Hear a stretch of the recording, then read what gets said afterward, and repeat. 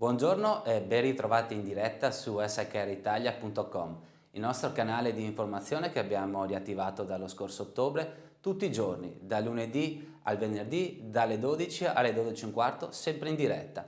15 minuti di approfondimenti, aggiornamenti e curiosità su tutto ciò che riguarda il mondo del lavoro. Una prima parte è dedicata alle notizie dell'ultima ora, su tutte le novità di questi giorni, una seconda parte in cui affronteremo le domande e le risposte del nostro portale espertolavoro.com e una terza parte dedicata ai contributi del nostro magazine laborability.com. Passiamo alla prima parte con le notizie dell'ultima ora.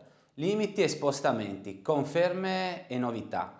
Abbiamo visto la scorsa settimana che sono stati confermati i criteri di valutazione di rischio per le singole regioni. Il Ministro della Salute dice che è un sistema che sta funzionando e in effetti l'indice RT sta scendendo a 1.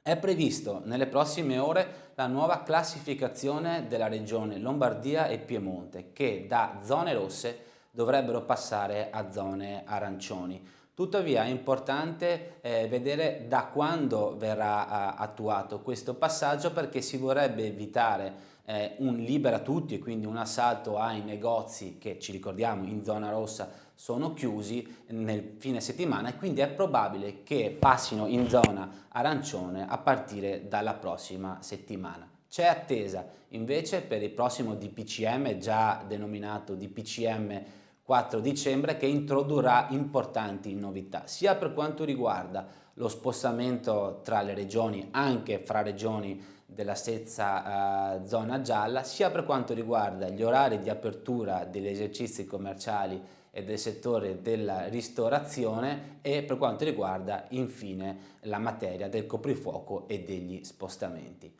Proroga delle scadenze fiscali, in arrivo il decreto ristori quater. Ieri sia alla Camera sia al Senato è stato approvato praticamente all'unanimità lo scostamento di bilancio di 8 miliardi, che rappresenta la disponibilità che viene rimessa adesso in questo decreto ristori quater, ossia il quarto decreto ristori che il governo sta realizzando a favore di imprese e contribuenti. È previsto per oggi un vertice al Ministero dell'Economia e domenica si riunirà il Consiglio dei Ministri appunto per adottare questo decreto ristori quater. Quali sono le misure che verranno adottate? Sarà prevista lo spostamento, la sospensione dei termini per il versamento delle imposte del 30 novembre al prossimo anno, probabilmente a marzo e ad aprile, la sospensione e la proroga del termine per quanto riguarda il versamento dei contributi del 16 dicembre, anche in questo caso al marzo 2021 o ad aprile 2021, e molto probabilmente la proroga per la presentazione del modello unico. Bisogna fare attenzione tuttavia ai requisiti per accedere a queste sospensioni. Se viene confermato lo stesso parametro adottato nella scorsa previsione, potranno accedere a questa sospensione le imprese che nel semestre 2020, nel primo semestre 2020, hanno riscontrato un calo del fatturato del 33% rispetto al primo semestre 2019. La misura verrà comunque adottata domenica, verrà probabilmente pubblicata in Gazzetta domenica, quindi sarà efficace da lunedì. La CIG di Natale, manca la copertura. Era tra le proposte che sono state avanzate al governo, quella di prevedere una somma una tantum a Natale di 500 euro a favore dei lavoratori che sono stati in cassa integrazione o in FIS per più di 8 settimane. Tuttavia sembrerebbe che non ci sia la copertura per introdurre una simile misura. Parimenti sembrerebbe non ci sia disponibilità per un nuovo bonus a favore dei professionisti iscritti alle casse e a favore degli agenti di commercio. È invece confermato il bonus per i lavoratori dello spettacolo e il bonus a favore dei lavoratori stagionali. Sul punto, la stagione sciistica, stop fino al 10 gennaio. È questo un comparto che coinvolge migliaia di imprese, centinaia di migliaia di lavoratori. È tuttavia confermato che i comprensori sciistici rimarranno chiusi fino al 10 gennaio. Saranno aperti le attività ricettizie e i negozi e i ristoranti, ma i comprensori sciistici saranno chiusi almeno fino al 10 gennaio. Misure simili verranno adottate anche da Germania e Francia, mentre sembrerebbero discostarsi Svizzera, Slovenia, Spagna e Bulgaria. INPS. Ok a NASPI nel caso di accordi collettivi, articolo 14 del decreto di Ferragosto. Con una circolare di ieri, la 4464, l'INPS ha confermato che in caso di risoluzione del rapporto di lavoro in seguito all'adesione ad un accordo collettivo di incentivo volontario, è questo un caso tipico, un nuovo caso tipico di accesso alla NASPI. Di cosa stiamo parlando? Stiamo parlando di quella tipica una previsione introdotta dall'articolo 14 del decreto di Ferragosto che consente alle società di stipulare degli accordi collettivi aziendali di incentivo volontario. Se un lavoratore aderisce a questo accordo collettivo, l'INPS precisa che è questa una tipica ipotesi di accesso alla NASPI. Il lavoratore dovrà così semplicemente presentare la domanda sia all'accordo collettivo sia tutta la documentazione relativa alla dimostrazione di aver aderito a questo accordo. Sempre su questo punto una circolare del Ministero del Lavoro ha previsto che è da ieri in vigore una causale tipica da indicare nel modello Unilav, la causale RN, per appunto indicare la cessazione del rapporto in questa particolare fattispecie.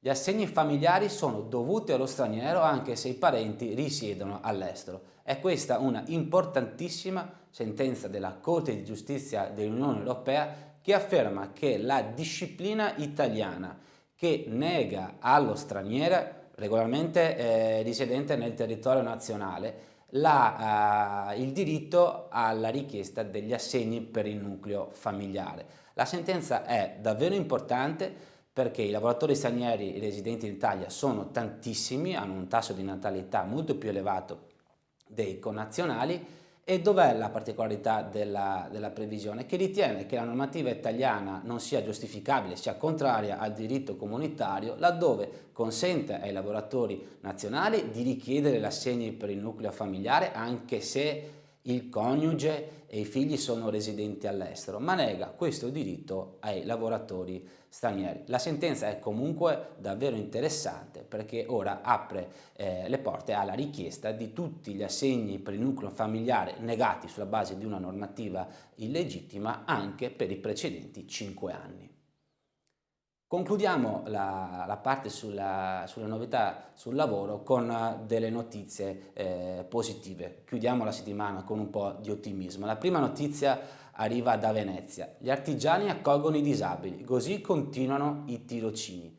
Sappiamo che i tirocini formativi sono sospesi per le limitazioni governative. L'associazione Areas, in collaborazione con l'USL, ha accolto 25 ragazze e ragazzi disabili presso dei maestri artigiani per permettere loro di continuare il percorso formativo dentro le aziende. Sono così impegnati in 3 giorni per 4 ore al giorno in attività quali sartoria, pelletteria, verde pubblico e riciclo. Sono bellissime le parole del presidente Massimo Reno che dice: noi trasmettiamo il sapere ma in cambio riceviamo molto di più.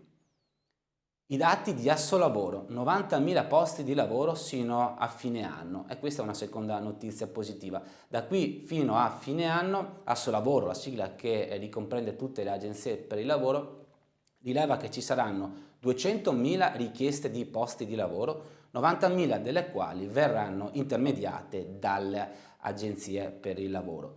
Quali sono i settori in cui c'è maggiore richiesta? Per quanto riguarda i profili di elevata qualifica, il settore sanitario ovviamente, il settore informatico e responsabili e specialisti commerciali.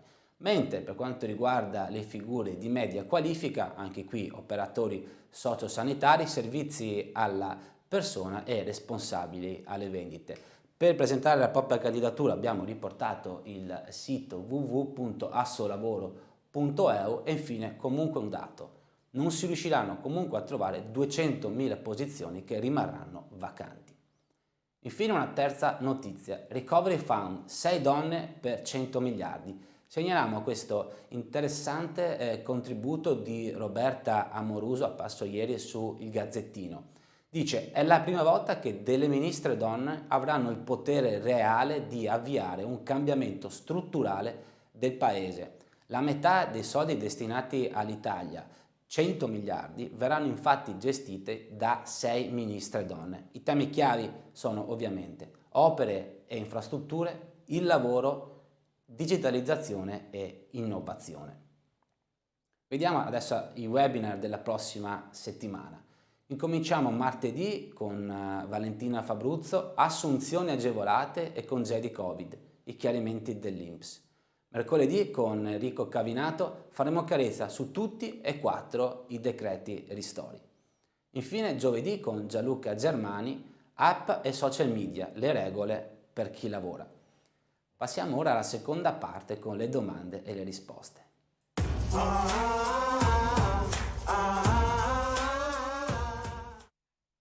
La prima domanda giunta sul nostro portale espertolavoro.com è la seguente: nel periodo di quarantena non c'è un'incapacità temporanea al lavoro tale da impedire in assoluto l'attività lavorativa. Si chiede quindi: l'azienda può legittimamente richiedere al lavoratore la prestazione lavorativa con le modalità del lavoro agile, ovviamente se compatibile con le mansioni svolte dal lavoratore? La risposta potrebbe essere la seguente: sì, si può chiedere al lavoratore di lavorare in modalità smart working, tuttavia è necessario l'accordo tra azienda e lavoratore. In ogni caso, quindi se c'è l'accordo, andrà avvisato il medico, poiché in presenza di un certificato medico quella certificazione andrà rettificata.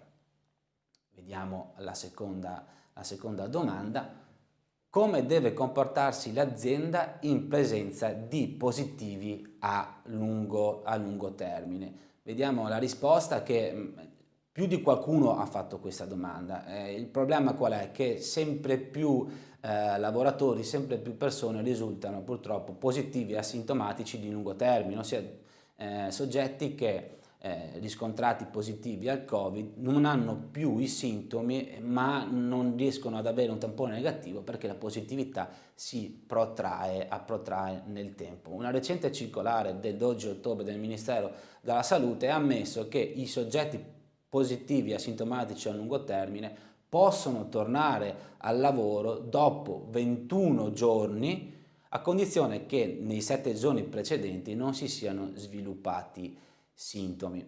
In questo caso, se l'azienda richiede comunque un tampone negativo, il lavoratore non potrà accedere in azienda, ma tutto quel periodo lì deve essere, sia dal punto di vista retributivo sia dal punto di vista contributivo, a carico dell'azienda.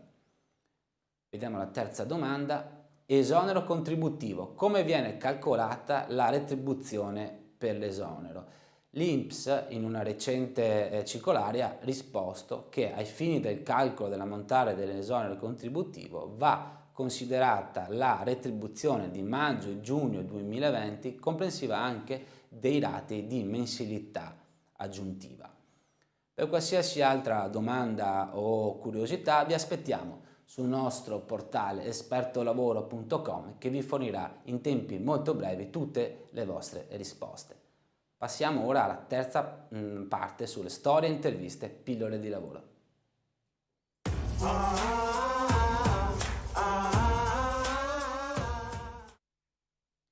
Questa settimana vi segnaliamo dal nostro magazine laborability.com questo articolo: il licenziamento robotico è illegittimo senza rispetto di alcuni diritti. È un articolo molto interessante che riguarda i 1000 licenziamenti che sono stati comminati da Uber negli ultimi 2 anni. Non vi svelo ovviamente i contenuti dell'articolo perché altrimenti vi rovino la sorpresa, però vi invito ad andare a leggere perché ci sono di quei contenuti davvero interessanti. E questo è uno dei tanti articoli che ogni giorno vengono pubblicati sul nostro magazine laborability.com, a cui vi invito di accedere e di iscrivervi per avere tutte le notizie e rimanere aggiornati. La puntata termina qui anche la nostra settimana di dirette. Vi aspettiamo come sempre, sempre in diretta. Lunedì prossimo ci saranno un sacco di novità, è prevista domenica l'adozione del decreto ristori quater, la previsione di sospensioni fiscali e contributive, quindi vi attendiamo in diretta lunedì prossimo a partire dalle ore 12.